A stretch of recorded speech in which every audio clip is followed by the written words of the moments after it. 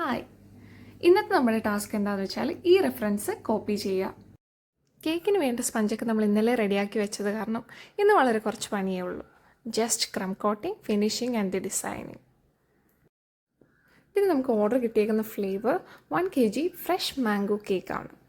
ഇതിന് നമ്മൾ ഫില്ലിങ്സ് ആയിട്ട് ഫ്രഷ് മാംഗോ കട്ട് പീസാണ് യൂസ് ചെയ്യുക. പ്ലസ് ഗനാഷ്, വൈറ്റ് ചോക്ലേറ്റ് ഗനാഷാണ് കേട്ടോ യൂസ് ചെയ്യുന്നത്. പിന്നെ കുറച്ച് വൈറ്റ് ചോക്കോ ചിപ്സും സ്പ്രിങ്കിൾ ചെയ്ത് കൊടുത്തു.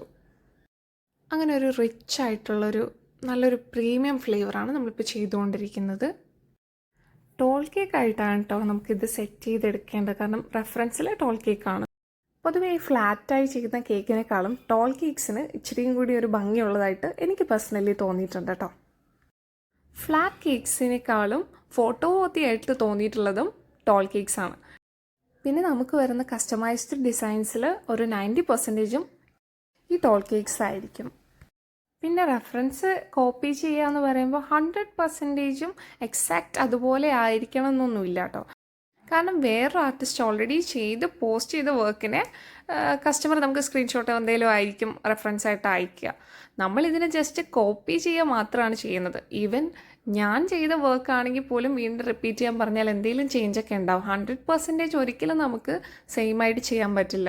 കാരണം മോൾഡൊന്നും വെച്ചിട്ടല്ലല്ലോ നമ്മൾ ചെയ്യുന്നത്. ഓരോന്നും ഹാൻഡ് വർക്ക് ചെയ്ത് ടൈം എടുത്ത് വളരെ കൃത്യമായിട്ടും സൂക്ഷ്മതയോട് കൂടി ചെയ്യുന്നതാണെങ്കിൽ പോലും 100% നമുക്ക് ഇമിറ്റേറ്റ് ചെയ്യാൻ പറ്റില്ല എന്നുള്ളതാണ് മറ്റൊരു യാഥാർത്ഥ്യം. നമ്മുടെ ഈ സ്പൈഡർമാൻ തീം കേക്കിൽ റെഫറൻസിലുള്ളതുപോലെ ബിൽഡിങ്സ് നമ്മൾ ബോട്ടം മോസ്റ്റ് കേക്കിൻ്റെ ആ ഒരു ബേസിനോട് ചേർത്ത് ബിൽഡിംഗ് ഒക്കെ വെച്ചിട്ടുണ്ട്. ദെൻ സ്പൈഡർമാനെ പ്ലേസ് ചെയ്തു. കുട്ടിയുടെ സെക്കൻഡ് ബർത്ത്ഡേ തന്നെയായിരുന്നു. റെഫറൻസിൽ നമുക്ക് നമ്പർ 2 തന്നെയായിരുന്നു. അതുപോലെ തന്നെ നമ്മൾ നമ്പർ 2 പ്ലേസ് ചെയ്തു. ദെൻ സ്പൈഡേഴ്സ് വെബ് അതെല്ലാം പ്ലേസ് ചെയ്തു. നമ്മുടെ വർക്ക് ഫിനിഷ് ആയ പാടെ തന്നെ ഞാൻ കസ്റ്റമറിന് ഒരു ഫോട്ടോ എടുത്ത് അയച്ചായിരുന്നു. പുള്ളിക്കാരിക്ക് വർക്ക് ഒത്തിരി ഇഷ്ടമായിട്ടുണ്ട്.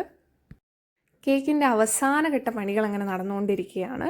നെയിമൊക്കെ ബേസ് ബോർഡിൽ പ്ലേസ് ചെയ്തു. ദെൻ എല്ലാം ഫിനിഷായി.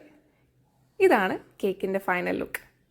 അപ്പോൾ നമ്മൾ റെഫറൻസുമായിട്ട് മാക്സിമം മാച്ച് ചെയ്തിട്ടുണ്ടോ ഇല്ലേ എന്നുള്ളതൊക്കെ കമൻറ്റ് ചെയ്യൂ.